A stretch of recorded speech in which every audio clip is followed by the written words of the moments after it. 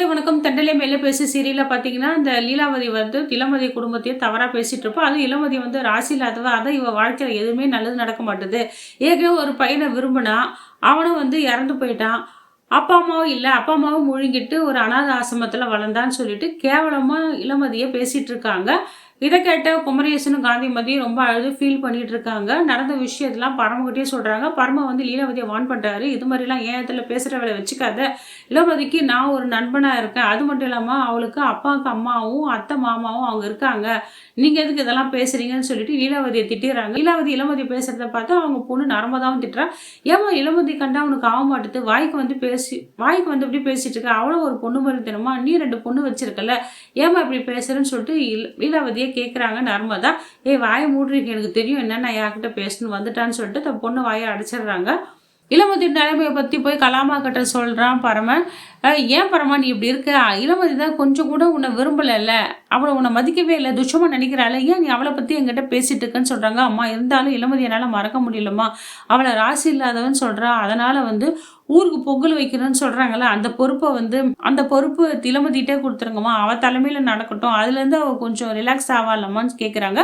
இருந்தாலும் என்ன பண்ணுறாங்க லீலா வந்து, நீ சொல்கிறது கரெக்டு தான் பரமா, ஏற்கனவே எனக்கு ஊர் தலைமையில் இருக்கிற பொறுப்பை கொடுத்து வந்து ஊர் தலைமையில் இருக்கிற பட்டத்தை வந்து இளமதி எனக்காக விட்டு கொடுத்துட்டா. அதுக்கு மாறா நான் என்ன பண்ணுறேன், இந்த நம்ம கோயிலுக்கு வந்து அவ தலைமையிலேயே பொங்கல் வைக்கட்டும், அவ கையாலும் பொங்கல் வைக்கட்டும்னு சொல்லிடுறாங்க. இதை கேட்ட சந்தோஷம் அடைஞ்ச பரம் என்ன பண்ணுறாரு, இந்த ஊர் ஜனங்களோட வாங்க இந்த சந்தோஷமான விஷயத்த வந்து நம்ம இளமதி வீட்டிலே சொல்லிடலாம் அப்படின்றாங்க. இளமதி வீட்டுக்கு எல்லாரும் வராங்க. ஊர் பெரியவங்களாம் வந்து, அம்மா இந்த பொங்கலுக்கு வந்து அம்மனுக்கு வந்து பொங்கல் வைக்கணுமா, அதனால் முதல் இளமதி கையாலேயே பொங்கல் வச்சிடலாமா, அதுக்கப்புறம் சாமிக்கு வந்து அலங்கார ஏற்பாடெல்லாம் நாங்கள் பண்ணிக்கணும்னு சொல்கிறாங்க. இதை கேட்டு இளமதி அம்மா அப்பா வந்து ரொம்ப சந்தோஷப்படுறாங்க. இளமதிக்கு ரொம்ப சந்தோஷமாயிடுது. இதெல்லாம் பார்த்தா நர்மதா, பாத்தியா அண்ணன் வந்து உனக்காக எவ்வளோ பண்ணுறாரு, உன்னை எவ்வளோ கௌரவப்படுத்துறாரு, இதை கூட நீ புரிஞ்சுக்க மாட்டீங்கன்னு சொல்லிட்டு நர்மதா இளமதி கிட்ட பேசிட்டு இருக்காங்க. கலா வந்து என்ன யோசனை பண்ணிட்டு இருக்கா, பிஏ கிட்ட சொல்லிட்டு இருக்கா, இதெல்லாம் ஒரு நாடகம் தான், நான் வந்து எலெக்ஷனில் வந்து ஜெயிக்கணும், அதுக்கு பரம உதவி தேவை, அதனால பரம கேட்கறதுக்கெல்லாம் சில விஷயத்துக்கு நான் கீழே இறங்கி போனாதான் எனக்கு என் வேலையை நான் சாதிச்சுக்க முடியும்னு சொல்லிட்டு பிஏ சரோஜினி கிட்ட சொல்லிட்டு இருக்காங்க. அந்த சரோஜினியும் வந்து கலாமா தூண்டி விட்டுட்டே இருக்கா, பரமனுக்கு எந்த விஷயமும் நீ சாதகமாக செய்யக்கூடாதுன்ட்டு.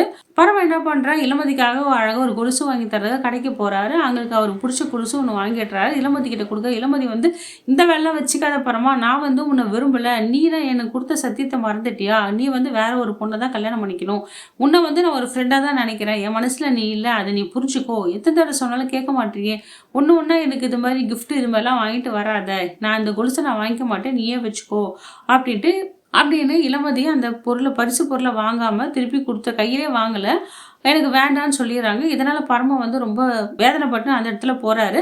இதை பார்த்த நர்மதா சொல்கிற, நீ வந்து ஒரு பொருளை தேவையில்ல அவாய்ட் பண்ணுற, கடைசியில் நீ அந்த பொருளை தேடி போச்சுல உனக்கு கிடைக்காது இளமதி, ஏன் பரம என்னை இவ்வளோ இன்சல்ட் பண்ணுற, நீ எவ்வளோ வேணாம்னு சொன்னால் கூட ஏன் அது மாதிரி அவளை கஷ்டப்படுத்துறேன்னு சொல்லிட்டு நர்மதா இளமதியை திட்டிட்டு இருக்காங்க. நர்மதா, என்னோட ஃபீலிங்ஸை நீ ஏன் புரிஞ்சிக்க மாட்டேற, நீ சொன்னதெல்லாம் நான் கேட்க முடியுமா, எனக்குன்னு ஒரு மனசு இருக்குல்ல, என் மனசில் அசோக் மட்டும்தான், அசோக் தவிர நான் யாருமே விரும்பலை அப்படின்னு சொல்லிடுறாங்க. ஏன்னா பரம வாழ்க்கை என்னால் பாதிக்கூடாது, அவன் கல்யாணம் பண்ணின்னு சந்தோஷமா இருக்கட்டும், அதனால தான் இதெல்லாம் நான் சொல்லிட்டு இருக்கேன், என் மனசை மாற்றிக்க முடியாது, என் மனசை யாரும் என்னோட மனசை யாரும் மாற்ற முயற்சி பண்ணாதீங்கன்னு சொல்லிட்டு நர்மதாவை திட்டிடுறாங்க இளமதி.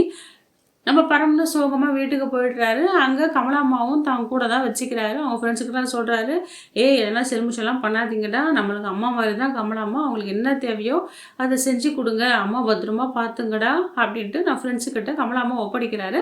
கமலாம்மாவும் சந்தோஷமும் பரமா வீட்டில் தான் இருக்காங்க. இதோட இந்த எபிசோடு முடியுதுங்க மக்களே. அடுத்த ஒரு எபிசோடில் என்ன நடக்குதுன்னு பார்க்கலாம். இந்த வீடியோ உங்களுக்கு பிடிச்சிருந்தா லைக் அண்ட் ஷேர் கமெண்ட் பண்ணுங்கள். வீடியோவை ஸ்கிப் பண்ணாமல் பாருங்கள் மக்களே. நன்றி, வணக்கம்.